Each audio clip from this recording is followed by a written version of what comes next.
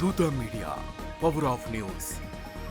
ఆచార చాణక్యుడు ప్రపంచంలోనే గొప్ప వ్యూహకర్త, అర్థశాస్త్రజ్ఞుడు, రాజనీతిజ్ఞుడిగా పేరుగాంచారు. ఆయన రచించిన చాణక్య నీతి జీవితంలో విజయవంతంగా ఎలా నడుచుకోవాలో, ఎలాంటి స్వభావాలు మనల్ని సమాజంలో గౌరవనీయులుగా చేస్తాయో, ఎలాంటి లక్షణాలు మనల్ని దూరం చేస్తాయో వివరిస్తుంది.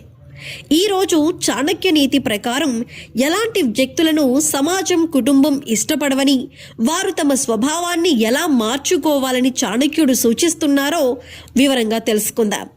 స్వార్థం, హాని కలిగించే స్వభావం, అబద్ధాలు, సోమరితనం, నెగిటివ్ ఆలోచనలు, ఈ 5 లక్షణాలు ఎందుకు సమస్యాత్మకమైనవి, వీటిని ఎలా సరిదిద్దుకోవాలో ఒక్కొక్కటిగా చూద్దాం.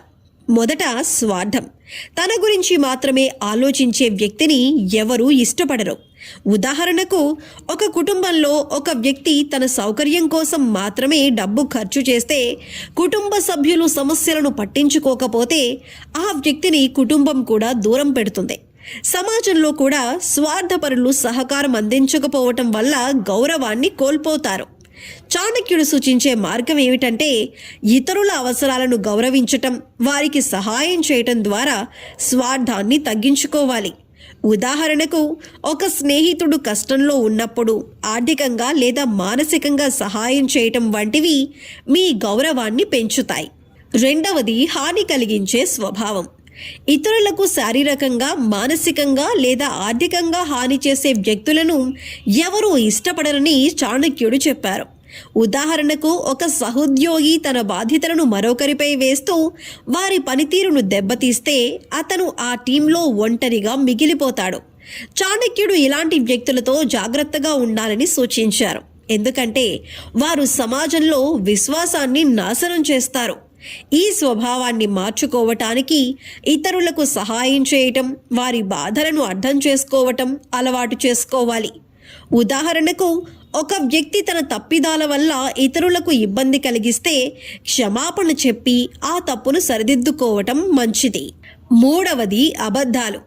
అబద్ధం చెప్పే వ్యక్తులను ఎవరూ నమ్మరని చాణక్య నీతి స్పష్టం చేస్తుంది. ఒక వ్యక్తి తన సౌలభ్యం కోసం అబద్ధాలు చెబితే అది కుటుంబంలోనే కాక సమాజంలో కూడా విశ్వాసాన్ని దెబ్బతీస్తుంది. ఉదాహరణకు, ఒక వ్యాపారి తన ఉత్పత్తుల గురించి అతిశయోక్తులు చెబితే కస్టమర్లు ఒక్కసారి మోసపోయిన తర్వాత మళ్ళీ అతన్ని నమ్మరు. ఈ లక్షణాన్ని సరిదిద్దుకోవటానికి సత్యం మాట్లాడటం, పారదర్శకంగా ఉండటం అవసరం. చాణక్యుడు చెప్పినట్లు సత్యం మాట్లాడే వ్యక్తి ఎప్పటికీ గౌరవం పొందుతాడు. అయినా కొన్నిసార్లు సత్యం చెప్పటం కష్టమైనా దీర్ఘకాలంలో అది మీకు విశ్వాసాన్ని తెచ్చిపెడుతుంది. నాలుగవది, సోమరితనం. సోమరిగా ఉండే వ్యక్తులు కుటుంబానికి, సమాజానికి భారంగా మారతారని చాణక్యుడు హెచ్చరించారు. ఉదాహరణకు, ఒక యువకుడు పని చేయకుండా ఇంట్లో తల్లిదండ్రులపై ఆధారపడితే అతని పట్ల కుటుంబ సభ్యులు గౌరవాన్ని కోల్పోతారు. సమాజంలో కూడా కష్టపడి పనిచేసే వారినే గౌరవిస్తారు. సోమరితనాన్ని వదిలించుకోవటానికి చిన్న లక్ష్యాలు నిర్దేశించుకొని క్రమం తప్పకుండా పనిచేయటం అలవాటు చేసుకోవాలి. ఉదాహరణకు, రోజు 1 గంట చదువుకోవటం లేదా కొత్త నైపుణ్యం నేర్చుకోవటం వంటి చిన్న అడుగులు మీ జీవితాన్ని మార్చగలవు. కష్టపడే వ్యక్తి ఎప్పటికైనా విజయం సాధిస్తాడు. ఐదవది, నెగిటివ్ ఆలోచనలు. ఎప్పుడూ ప్రతికూలంగా ఆలోచించే వ్యక్తులు సమాజంలో ఒంటరిగా మిగిలిపోతారని చాణక్య నీతి హెచ్చరిస్తుంది. ఉదాహరణకు, ఒక వ్యక్తి ఎప్పుడూ తన సహోద్యోగుల పనిని విమర్శిస్తూ మంచి పనుల్లో కూడా లోపాలను చూస్తే అతనితో ఎవరూ కలిసి ఉండరు.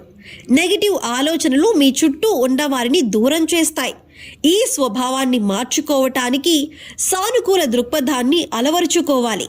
ఉదాహరణకు, ఒక ప్రాజెక్టు విఫలమైతే దాన్ని నేర్చుకునే అవకాశంగా చూడటం, ఇతరులను ప్రోత్సహించటం వంటివి మీ ఆలోచనలను మారుస్తాయి. చాణక్యుడు చెప్పినట్లు సానుకూల ఆలోచనలు మీ జీవితానికి కొత్త దిశనిస్తాయి.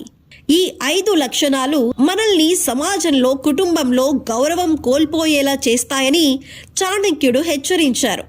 ఈ లక్షణాలను గుర్తించి వాటిని సరిదిద్దుకోవటం ద్వారా మనం మంచి వ్యక్తిగా, సమాజంలో గౌరవనీయంగా మారవచ్చు.